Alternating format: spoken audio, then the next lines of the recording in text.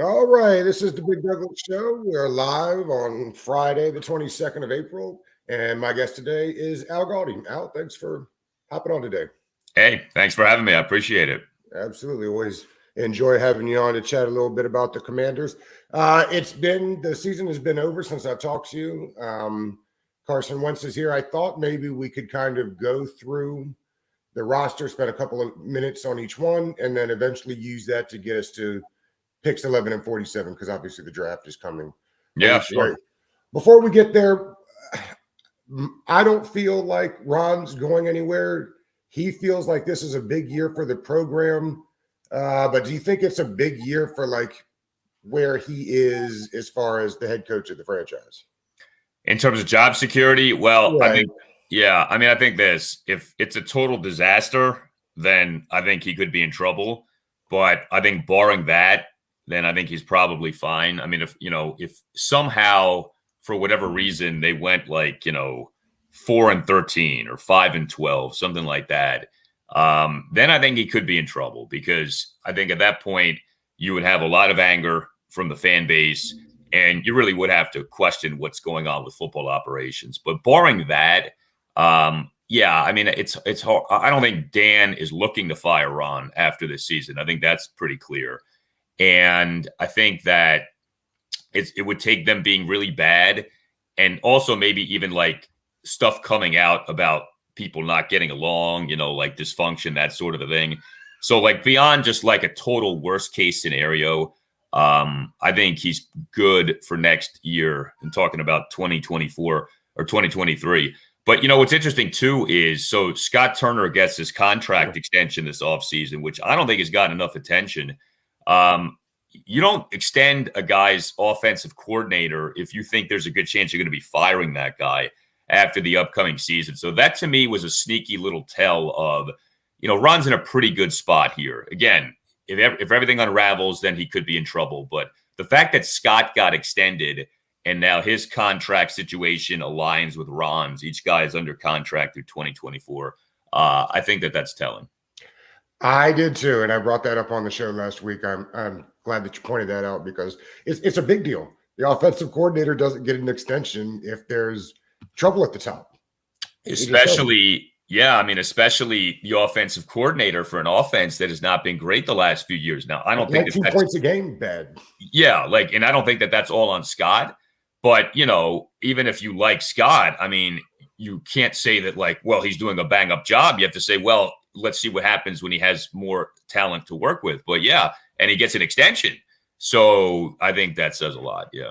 But also, I mean, in league circles, they expect him to get head coaching interviews soon too. So I mean, it's not that the league's not. This isn't out of left field as far as people's opinion of him around the league. I mean, with the extension. Yeah, he's respected. I think most people get that the lack of offensive success for the Washington team over the previous two seasons is not Scott's fault.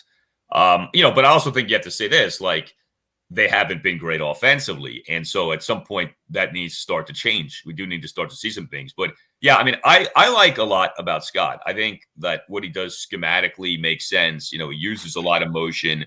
The team throws so much more often now on first downs, which I think is so refreshing and so good to see. And, we've seen enough examples of guys being open and just plays not being made that you can see Scott knows what he's doing. I think too often people haven't executed what he's trying to do.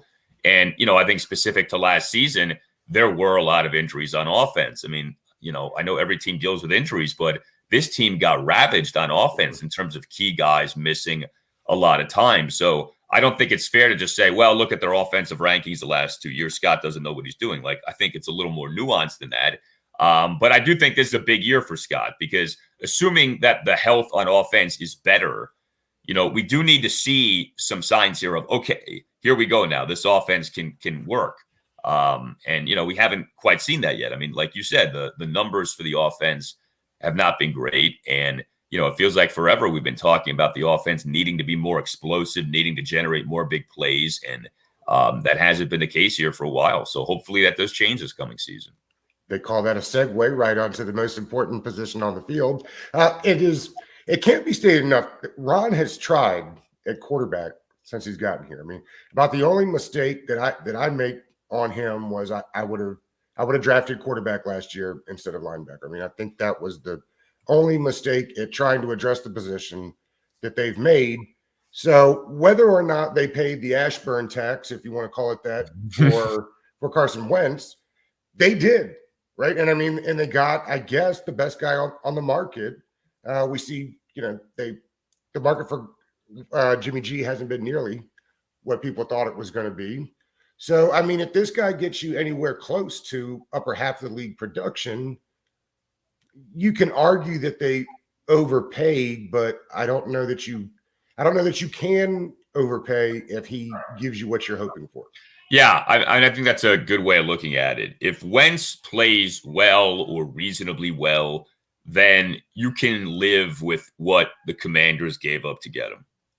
The problem will be if he doesn't play well, or if you end up having a situation like the Colts did where you want to move on from him after 1 year just because, you can't stand the guy or whatever the case may be.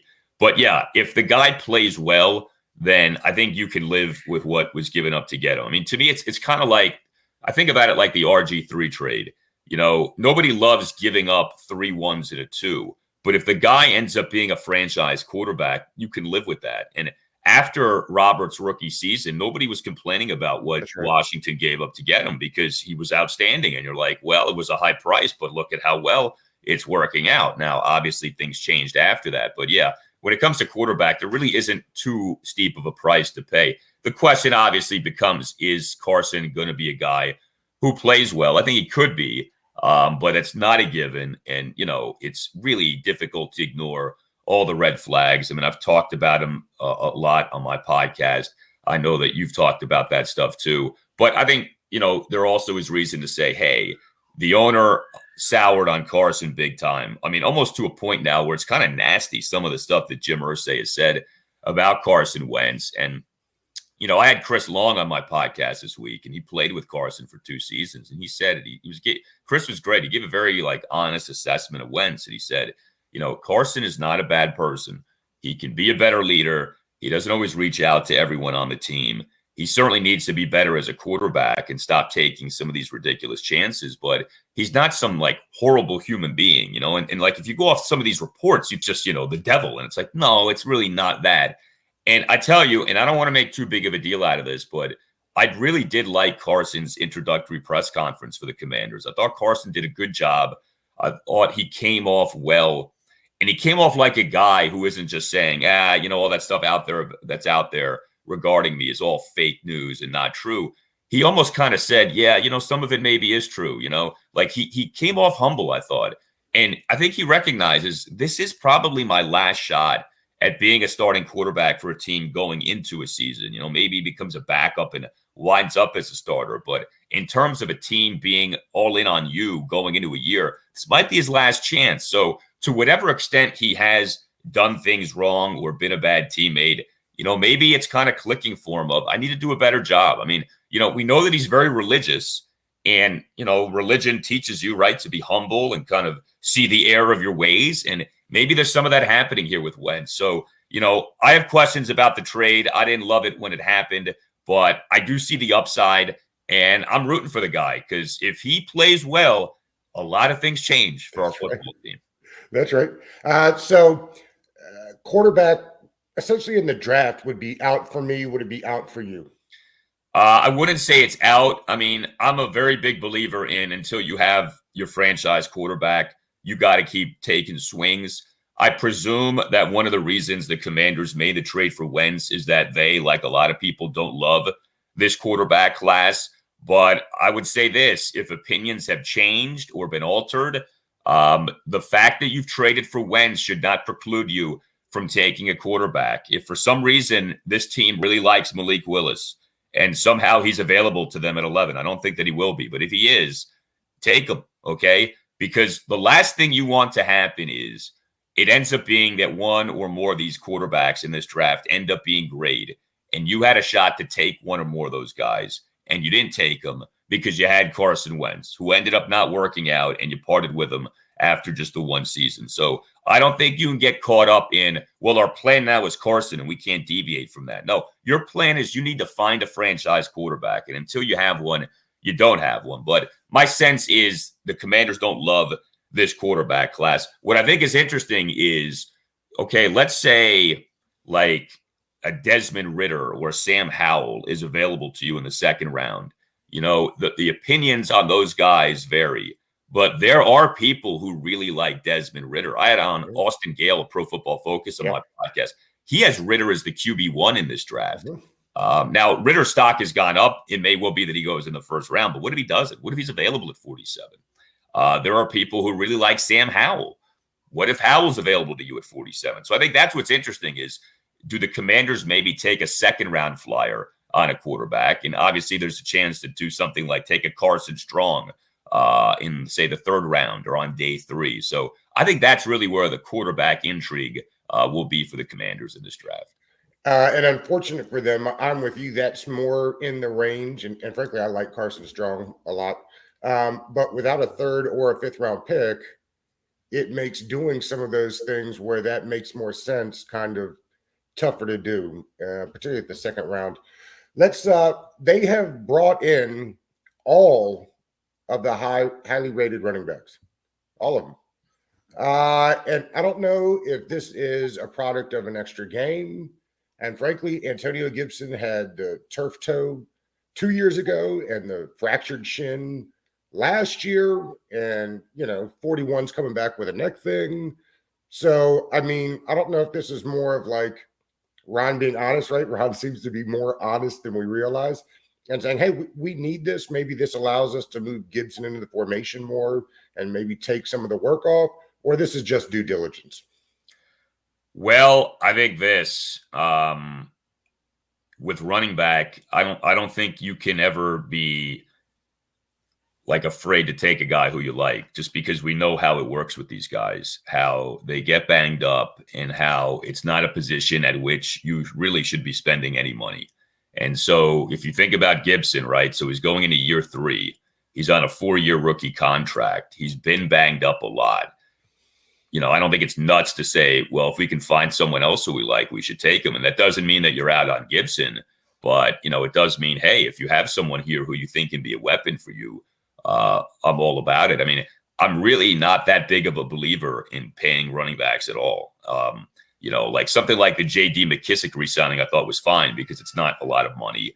And you have a trust in J.D. with how good he's been for you the last few years. But, if it ends up being that Gibson is good for you and his contract comes up in a few years, I'm not all about saying, oh, you got to re-sign him. Like, no, we see it with these backs constantly. These running back contracts do not work out. I mean, that Cowboys deal for Ezekiel Elliott might be one of the worst contracts in the NFL. Okay. Yeah. Zeke may not even be the best back on the team. Yeah. Pollard may be better. And look at the money Dallas is paying Zeke. So, I think it's interesting with Gibson because, like you said, he's been banged up a lot. Now, what's also notable is he doesn't miss a lot of games. He kind of has that Morgan Moses thing going on where he's hurt a lot, but he doesn't miss games. So I give Gibson a lot of credit for that. But what's also true about Gibson is some of his efficiency stats aren't the greatest. A lot of people make a big deal out of the 1,000 rushing yards last year, and that was nice. I mean, I think he's to be commended for that. But his yards per carry wasn't great. His DVOA wasn't great. And the other thing is, for all of the talk about Gibson, combo receiver back at Memphis, and he can be Washington's version of Christian McCaffrey. I mean, that was a big thing last offseason. It really hasn't been that. He has not been the pass-catching weapon that we've wanted him to be. It's hard to figure out why. He has had some drops. I think probably the majority of that is just on McKissick having been such a pass-catching weapon. But, McKissick missed time at the end of last year. And it's not like Gibson started catching 5, 6, 7 balls a game.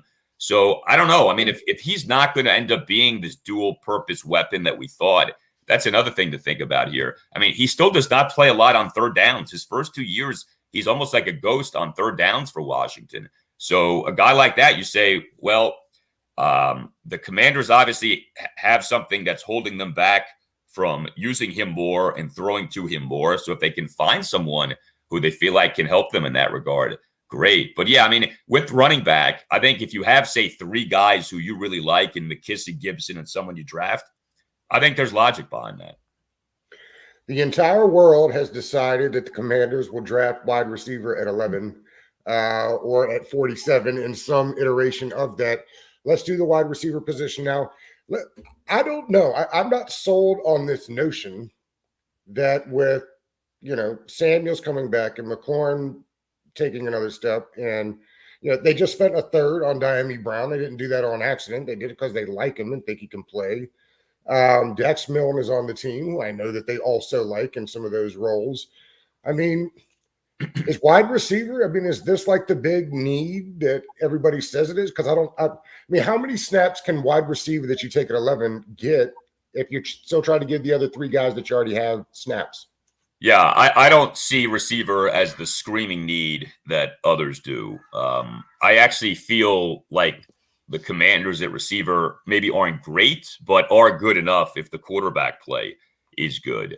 Now, that said, if you have a shot at a great receiver, then I think you should take him. And I think what's intriguing about this draft is it is so loaded at receiver. Now, that's also an argument to not take a receiver in the first round, because you could maybe get yourself a good receiver in the second round or beyond. But, if your pick at 11 comes up and say Drake London is available to you, or somehow Garrett Wilson is available to you, or you really like Chris Olave, or you think that there's real value in Jameson Williams coming off his injury, and you really believe that that guy could be a great receiver, then you should take him, because there are enough questions for the Commanders at receiver to where, while I think it's right to feel pretty good about the team at the position, you can't be positive that the position is going to be this supreme area of strength, right? Not with Curtis Samuel coming off his groin situation, not with Diami Brown coming off his bad rookie season. But, if everyone's healthy, it's not a bad receiving core, especially if Diami Brown takes that next step this coming year. But that's an if. We can't be we can't be certain of that. These receivers, though, are enticing. There's no question about that. I mean, Garrett Wilson has this, like Tyreek Hill, Curtis Samuel, Deebo Samuel thing going on, where he can be used in a lot of different ways. He can be used as a ball carrier. He can be used in the slot. He can be used on the outside.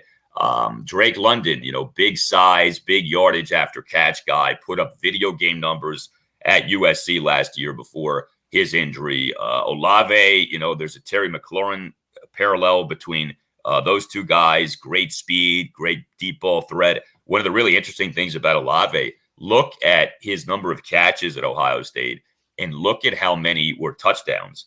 It's like some insane percentage of his receptions in college were touchdowns. I mean, like, that's a classic thing of like a playmaker, right? Like, every time he touched the football, it felt like he scored. So I'm not against the Commanders taking a receiver at 11, but I'm also not one of these people who's like, oh, you have to take a receiver. You don't have to do anything here. To me, you take the best guy who's up at 11, who's on your board at 11. I just think it may well be that a receiver ends up being the best player available to the Commanders at 11. We had Matt Bowen on Wednesday, and he and Greg Cosell had the receivers ranked George Pickens 1 and Jameson Williams 2. And I got to tell you, I think there's a chance that Jameson Williams goes in the top 10. I think he's going to go a lot higher. ACL, and this is another thing Matt said, ACLs don't concern people anymore. I'm not the one getting the surgery, so let me not be talking about ACLs, but they don't deter teams from drafting players anymore. They just don't. I really would not be surprised at anything in terms of the order of these receivers. The Pickens thing is obviously notable because that goes against a lot of what you're reading and hearing. But I know that there is a belief. Sam Monson of Pro Football Focus talked about this recently.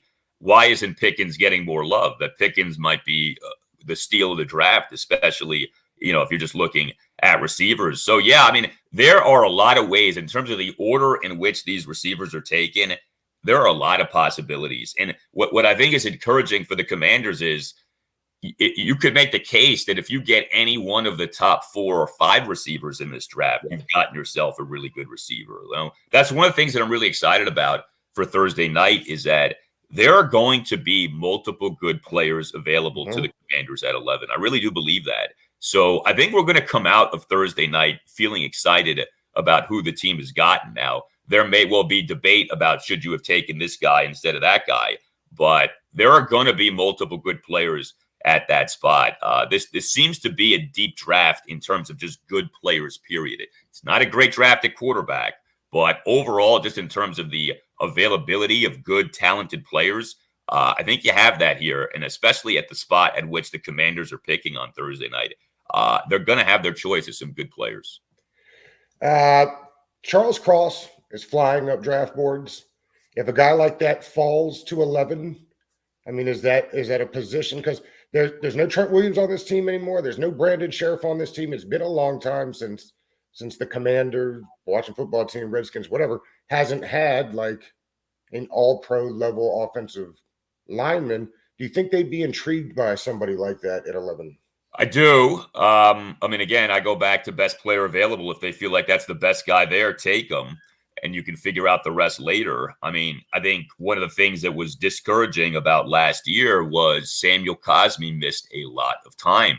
Now, he's talented, and when he played well, but, you know, it is a little worrisome how much time he missed in his rookie year, and if he's going to be one of these guys, you know, like a Sheriff who's good but just isn't available nearly often enough, then I think all of a sudden tackle does become at least somewhat of a need for you. But, you know, with offensive line, what this team has in its offensive line coach in John Matsko is really special. And what he's been able to do these last 2 years in terms of making the whole greater than the sum of the parts and making it so that the offensive line overall has played so well, despite so many guys missing time due to injury and despite, you know, some of the less than like all pro caliber names on the team in terms of offensive linemen. That kind of makes me feel like, you know, as long as the Commanders have offensive linemen who they like or they feel like they can develop, we're going to be okay. Because if ever there was going to be a year in which the Commanders' offensive line was going to be bad, it was going to be last year, you know, down to your fourth string center and Sheriff missing so much time and Cosmi missing so much time. And instead, like across the board, the advanced numbers for the Commanders' offensive line last season were tremendous. And that's a credit to the players, but that's a credit also to Matsko. And again, him getting these guys to play well, him developing these guys.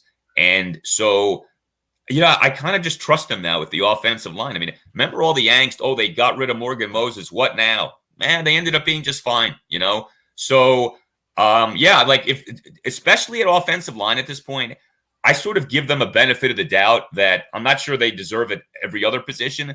But at offensive line, yeah, you know, it's like something like, you know, they released Eric Flowers. I mean, that took me by surprise. I think that took a lot of people by surprise. They did it to bring in another ex-Panther and Andrew Norwell. But benefit of the doubt, man, because the offensive line, which has taken a lot of heat from people the last few years, has been a real strength the last two seasons, especially last season. So, yeah, like if you want to take Cross, go ahead. But if you don't, I'm fine with that too, because I think this team will make the most out of the offensive lineman that it has. The cornerback position, to me, doesn't get talked about nearly enough about this for this team. They're not deep, certainly. And I don't know that unless William Jackson takes a step in this defense, that they're very top heavy either. I think the secondary gave up the fourth amount of air yards last year, if I'm not mistaken. It's in that range. I mean, they were at the bottom. So, I mean, if a guy like Stingley Jr. falls to 11, which I find hard to believe, but if he does, have to be intriguing, right? Yeah, I mean, I'm certainly in favor of taking a corner. I think Stingley is tricky. So very athletically gifted, has demonstrated an ability to play at a supremely high level, but he demonstrated that ability now more than 2 years ago, right? The 2019 season. He has not played at that level since. And he's coming off having undergone that left foot Liz Frank surgery in late September of last year. Now, I can live with the Liz Frank thing. I mean, plenty of guys have come back from that. I mean, I just mentioned Morgan Moses. His rookie season, he missed a lot of time because of a Liz Frank, and he never missed a game again after that for the Washington team. So I think if the team the Liz Frank that you could live with. What bothers me is some of this stuff that's out there. I know Todd McShay has talked about this, of Stingley seemingly not always being all in and going all out. his play the last few years has been kind of up and down. He's had a lot of missed tackles if you go by his Pro Football Focus numbers. So I would just be more concerned about Stingley there. But if you feel like you can trust him from an effort standpoint and, you feel fine with his medicals, he is very gifted. I mean, he might be the single most talented corner in the draft.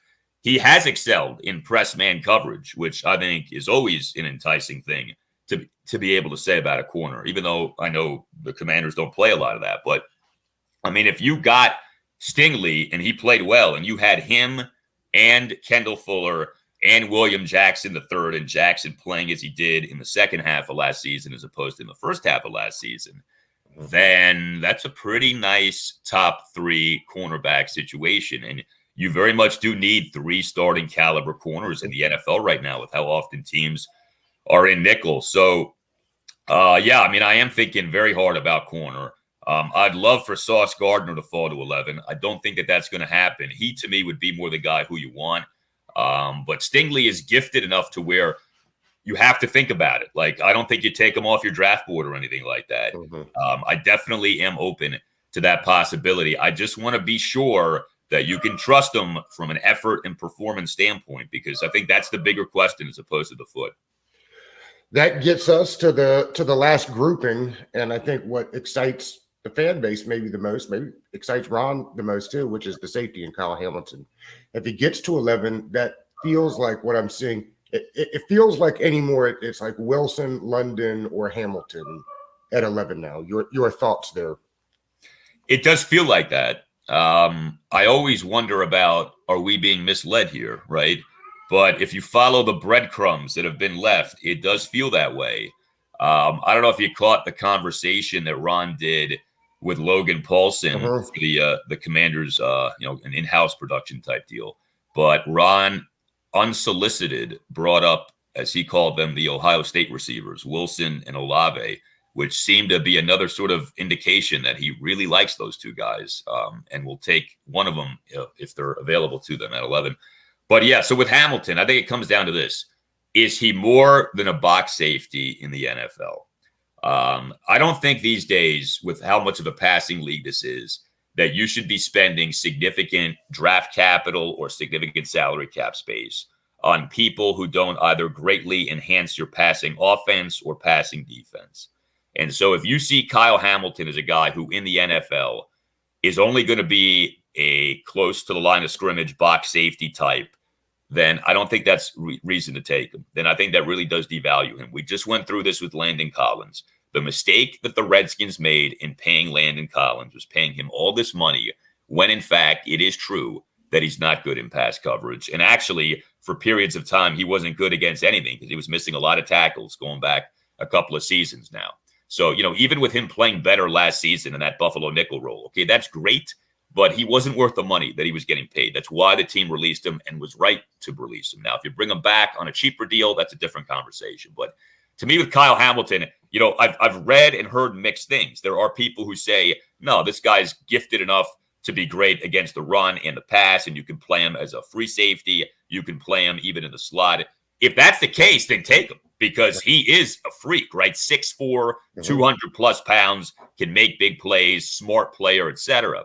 But if this is going to be a situation where he's a box safety and he's here to be your Buffalo nickel and not much more, and you don't trust him in pass coverage, then I don't think that that's worthy of that number 11 overall pick. Like, going back to Jamin Davis, I think that might be where the team went wrong with him, is that, he's a guy now who best case scenario is an outside linebacker in your 4-3 alignment. And, he doesn't seem to be someone who you feel great about in pass coverage. So it's like, well, okay, even if he ends up being all right in his role, is that worthy of a first-round pick? You know what I mean? Like, this is a passing league. So if the guy you're taking isn't helping you throw the football or defend the throwing of the football in a big way, then I don't think you should be spending big money or a high pick on him. But if you think Hamilton can greatly enhance your pass defense, then take him. I happen to think that he can. I'm very intrigued by Kyle Hamilton, and I think the Commanders probably are too. So we'll get you out of here on this. We're just short of a week away. What's your best guess for 11 and 47? Yeah, I mean, I think there are a lot of ways it could go. If I had to put money on a guy being taken right now, I think that the guy will be Kyle Hamilton.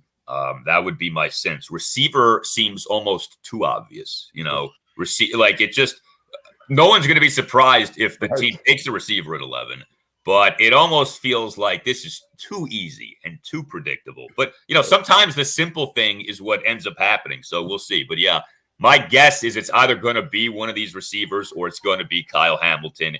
And I would lean toward Kyle Hamilton, which would be interesting, right? Because that would be another year in which the team spends a first round pick on a defensive player. Like, it's amazing how that's happening every year. And that's part of what drove me nuts last year with the defense, especially over the first 8 games being so bad. All of these first round picks, and the defense still is not at a point at which, you feel great about it or that it's performing so well. Second round, I mean, I think that's harder to predict. I would say this. I would say 2 things. Number one, with how deep this class, this draft class is at receiver, I think the thinking may well be you take a receiver in the second round and that you have someone there who you really like, whoever ends up being still available to you. So I think that's a possibility. But the other thing is quarterback. And I don't know that they're open to this.